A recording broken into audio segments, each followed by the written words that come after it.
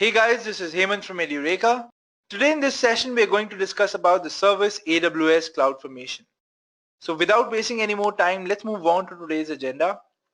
So we'll start today's session by discussing why CloudFormation is actually needed in the first place. Once we're done with that, we'll move on to the what of what is CloudFormation actually. After that, we'll be discussing what things are needed to get started in the CloudFormation service. Now among those things you have a JSON document. So we'll be learning how to create a JSON document. So before that, we'll be seeing the structure of a JSON document. Once we learn the structure, we'll see how a JSON document actually looks like. So we'll see how a sample JSON document looks. And in the end, we'll be doing a demonstration. So in the demonstration, we'll be doing two demos. The first one will be a really simple one, and the other one will be a little advanced, right? So guys, this is our agenda for today. Are we clear with it? Let's move on to the first topic. That is why AWS CloudFormation.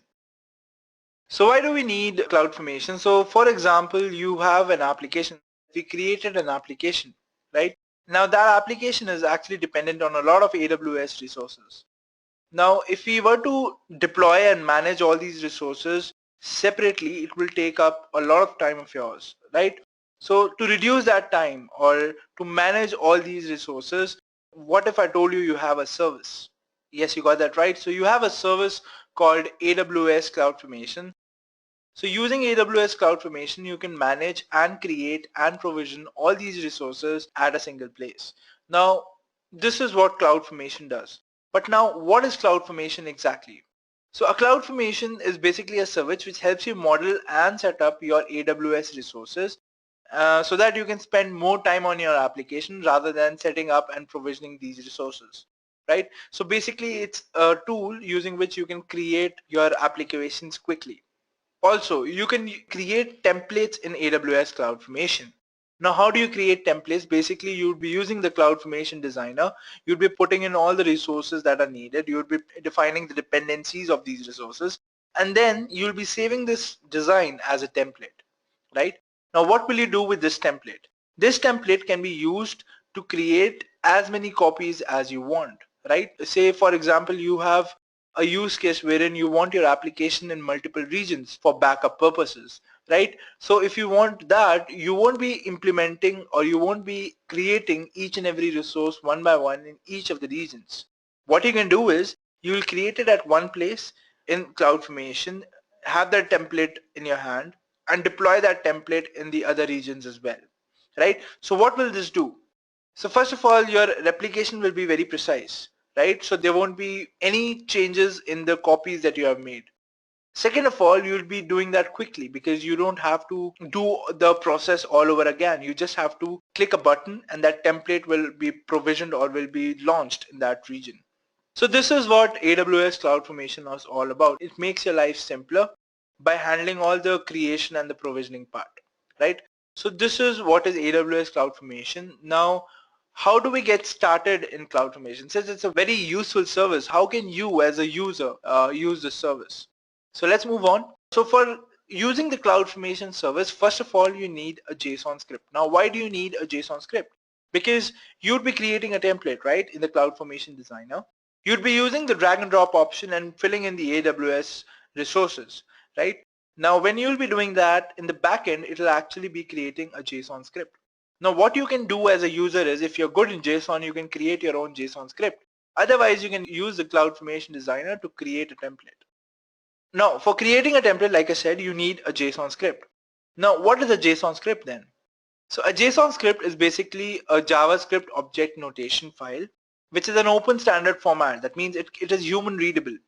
So you can read it as well as the computer. So if you don't need the programming knowledge for this, what you as a user would be doing is you would be designing your template in the CloudFormation designer, and that will automatically create a JSON script.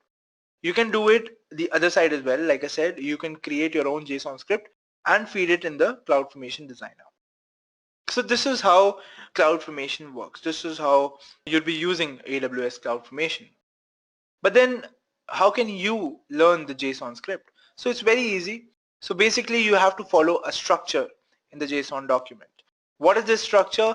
So that structure is like this. You'll be creating the following fields. So the first field will be the AWS template format version. So this will basically contain version of your template. Next up is the description. So description is a text only file or is a text only field wherein you'll be describing your template in words, right? So if I'm a user and I want to know what your JSON does, without reading your JSON script from beginning to end, I can read the description in simple English and understand what your JSON script will do, right? Then you have the metadata. So metadata will basically contain the properties of your template. Then you have the parameters. So any values that you have to pass to the template will be included in the parameters. Next comes mappings. So mappings would basically include the dependencies between your AWS resources. Then comes conditions. So conditions are basically the conditions that you'll be giving to your template when the stack will be created or while the stack is upgraded. So if your stack is being created or your stack is being upgraded, these conditions will be looked onto. Then comes outputs. So whatever outputs your template will provide or your creation or stack will provide will come in the outputs header. Then you have the resources field. So resources field will basically include all the AWS resources that you want to include in your infrastructure, right? Now, if you look carefully, you actually will be only dealing with the resources part, right? Because you will just be populating in the resources and creating the dependencies, right? So basically you'd be populating the resources part and that is what it was all about, the resources part, right? Now, this is theory. Now, how does a JSON document actually look like, right? A JSON document looks something like this. So like I said, you'd be working on the resources field, right? So you'd be including the resources field, and in that, say so this JSON document is all about, if you had noticed, it's about S3, right? So you are basically including an S3 bucket, and in the type you'd be specifying the type of service that will be including this bucket, right? Like in this example, a JSON document doesn't know what service you're talking about. So you'd specify the name of the bucket, and inside the braces you'll be specifying which service. So over here you'll be specifying the S3 service. Don't worry, I'll be showing you guys this JSON document in a moment, but before that you should understand how a JSON document is structured, and this is what we're doing right now. Now guys, this is the CloudFormation dashboard. Now you have to create a stack over here, right? And for the creation of a stack you require a template. So first we'll design a template and then we'll create a stack. So this is my CloudFormation designer. Let's go back to our slide and see what we actually have to do. So this is our first demonstration. Herein we'll be creating a S3 bucket from CloudFormation. So we'll be designing a template around that for first, and then we'll be deploying this code, right? So let's do that. So let's go to our CloudFormation window now. So we have to create a S3 bucket. So we'll scroll down to the S3 service. So here is the S3 service. We'll click on the S3 service. We'll click on bucket and drag it over here, right? So this is our S3 bucket, guys. Now you can edit the name of the template over here. You can name it as Edureka CF. That means Edureka CloudFormation, right? So you specified that. Now this is your JSON code. Now you can compare the JSON code, guys. Let me make it a little bigger for you guys. Yeah, so this is the JSON code, guys. Now I didn't code this JSON script, right? I just dragged and dropped this bucket over here in CloudFormation and it automatically generated the script. Comparing it with the code that we have in our presentation, let's see. So we have resources. Yes, we have resources. We have the name of your bucket part. So basically this is the name of your bucket. And then it's a type wherein you'll be specifying the S3 service. So you have type and you're specifying the S3 service over here. Alright, so if you want to change the name of the bucket, we can do that over here. Let's specify it as Edureka CF. Alright, so we are done. So this is it, guys. This is all you have to do. So now for running this in CloudFormation, all you have to do is click on this icon, create stack. Now this will lead me to this page, which is the create stack page. Now it has automatically uploaded this template to the S3 bucket and it has specified the URL here, right? You'll click on next. You'll specify the stack names. Let's specify it as Edureka CF, right? So you don't have to specify anything here. Let's click on next. Click on create. So you'll be seeing the events on this page. Let's refresh this. So it says create in progress, right? So my template is now being created into a stack, and that stack will have the AWS resource in it, which is the S3 bucket, right? So I think the time refresh it and check if our stack has been created. So it's still in the creation phase. Let's wait. All right. So now it shows me that the create is complete. All right, guys. So let's go to our S3 service and check whether we have that bucket that our AWS CloudFormation created for us. So we'll go to the S3 service.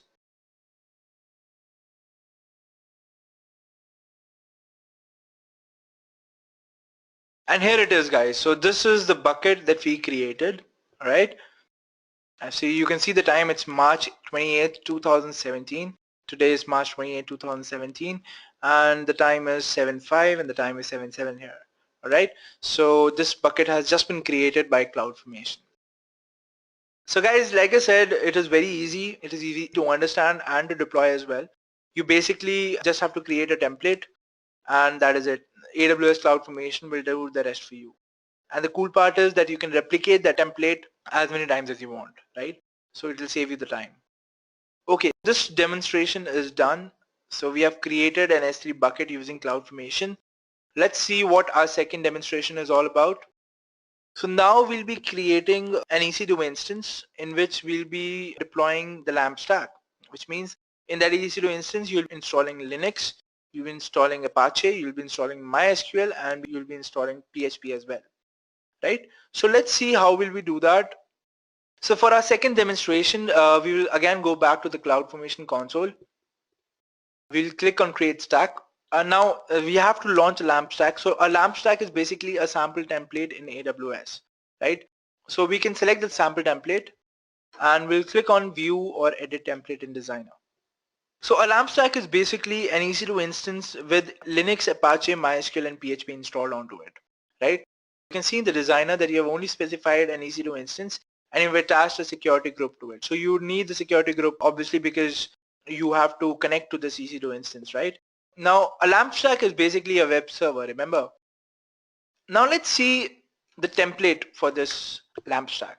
So we discussed the structure of a JSON document, if you guys remember. So the first part was the AWS template format version, then you have description, then you have parameters. So parameters, if you guys remember, it is basically the values that you'll be passing to the template, right? Now if you're creating a LAMP stack, you'll be needing the database name, you'd be needing the database password, you'd be needing a lot of things, right? If you're installing MySQL, you'd be needing the username, you'd be needing the password. So all of that you can feed in here in the parameters. So you can specify the key name. So if you are connecting to the EC2 instance through SSH connection, you'd be needing a key pair, right? So you'll be specifying the key pair here. Then you'll be specifying the DB name and the other details. Now how will that look when you'll be creating a stack? So let's do that. We'll click on this icon which will now create a stack automatically. So you'll be prompted on this page, click on next. Then you will reach this page wherein you are feeding the entry, right? So you would specify the stack name. So this is by default.